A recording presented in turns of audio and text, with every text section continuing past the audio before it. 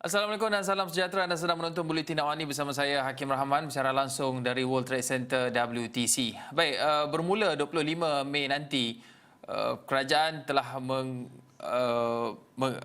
mengenakan sekatan yang lebih ketat, antaranya mengurangkan pergerakan dengan menghadkan waktu sektor ekonomi beroperasi serta mengarahkan bekerja dari rumah ataupun work from home ini meliputi sektor awam dan juga swasta.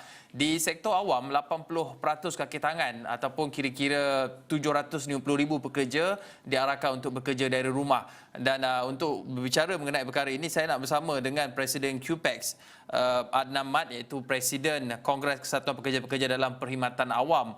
Assalamualaikum, Cik Adnan. Waalaikumsalam warahmatullahi wabarakatuh. Cik Hakim. Khabar Cik Hakim? Baik, Cik Alhamdulillah. Cik Adnan, kita memahami bahawa antara justifikasi di sebalik arahan-arahan terbaru ini adalah untuk mengurangkan pergerakan, iaitu bekerja dari rumah.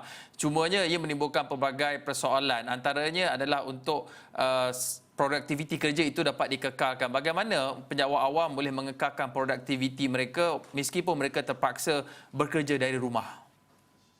Baik, Cik Hakim.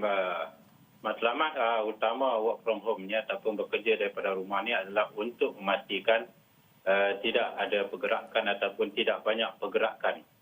Dan ini boleh dikawal supaya kita dengan matlamat untuk memutuskan rantaian COVID-19. Baik, apabila pandemik COVID-19 berlaku di negara ini sehingga mengancam keselamatan dan kesihatan awam, isu produktiviti pekerja tidak kira sama ada di sektor awam ataupun di pihak swasta bukanlah menjadi suatu yang utamaan semua pihak. Ketika ini angka kematian akibat COVID-19 telah mencatat sehingga 2,199 kes di negara kita dengan jumlah kes positif COVID-19 pula. Setiap hari telah mencatat angka melebihi 6,000 kes.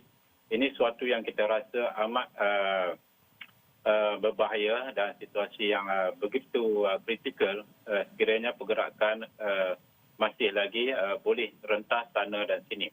Jika kita selalu meletakkan produktiviti sebagai keutamaan untuk perkhidmatan awam di tahap 100% seperti dahulu, ia suatu angka yang amat tidak wajar memandangkan semua sektor di negara ini turut terjejas akibat pandemik yang dihadapi.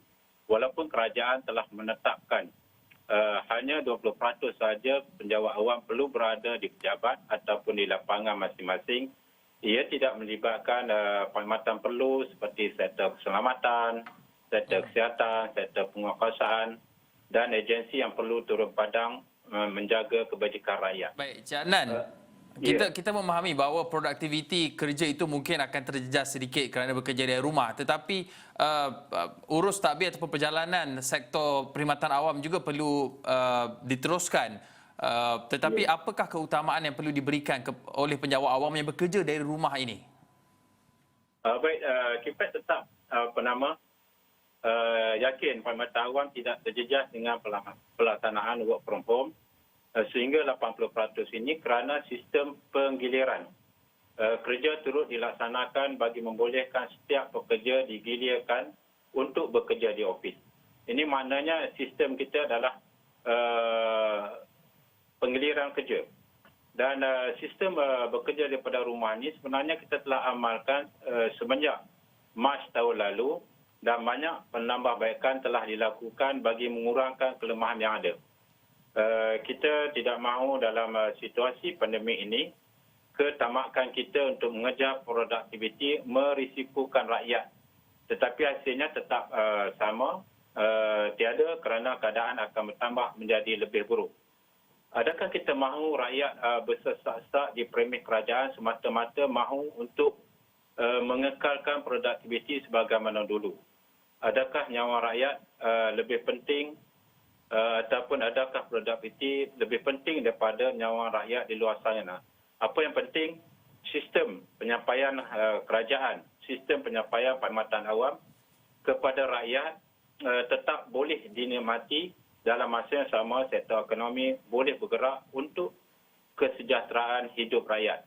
Jadi keutamaan kita dalam work from home ini, keutamaan kita untuk mengekalkan produktiviti ini, kita akan mensasarkan apakah keutamaan keutamaan perlu untuk rakyat di luar sana, untuk kita di sektor perkhidmatan awam ini memberi penyampaian perkhidmatan yang lebih baik kepada rakyat, maka itulah keutamaan produktiviti adalah mengikut kehendak utama rakyat, kerana banyak sektor yang telah pun dikawal ataupun ditutup, banyak sektor yang telah pun tidak bergerak sebagaimana asalnya. Jadi sudah tentulah produktiviti perkhidmatan ataupun sistem penyampaian kerajaan kepada rakyat adalah mengikut apakah kehendak rakyat dan keutamaan rakyat pada ketika pandemik COVID-19 ini. Ini pandangan kita juga memahami bahawa produktiviti itu mungkin boleh tergendala seketika disebabkan oleh faktor-faktor seperti kos tambahan yang perlu dilakukan, yang perlu digunakan untuk bekerja dari rumah ni, contohnya menyediakan internet dan juga peranti, dan ini secara langsung akan tambahkan kos hari hidup kepada penjawat awam yang terpaksa bekerja dari rumah. Apa yang perlu ataupun yang boleh dilakukan untuk mengurangkan kos tambahan ini? Baik, sudah tentulah kos tambahan juga akan terlibat apabila bekerja daripada rumah, khususnya dari segi internet dan peranti. Jadi pada pandangan KIPEC yakin buat masa ini masalah internet dan peranti tidak terlalu menjadi permasalahan untuk penjawat awam, memandangkan peranti seperti komputer riba ada disediakan oleh jabatan masing-masing. Walaupun tidak semua mempunyai peranti yang lengkap, pemberian tugas juga boleh diberikan mengikut kemudahan fasilitis yang dimiliki oleh seseorang pekerja itu sendiri. Cumanya KIPEC berharap semua ketua jabatan ataupun ketua unit masing-masing bijak membuat perancangan dalam pemberian tugas semasa bekerja daripada rumah sehingga tidak membebankan pekerja itu sendiri.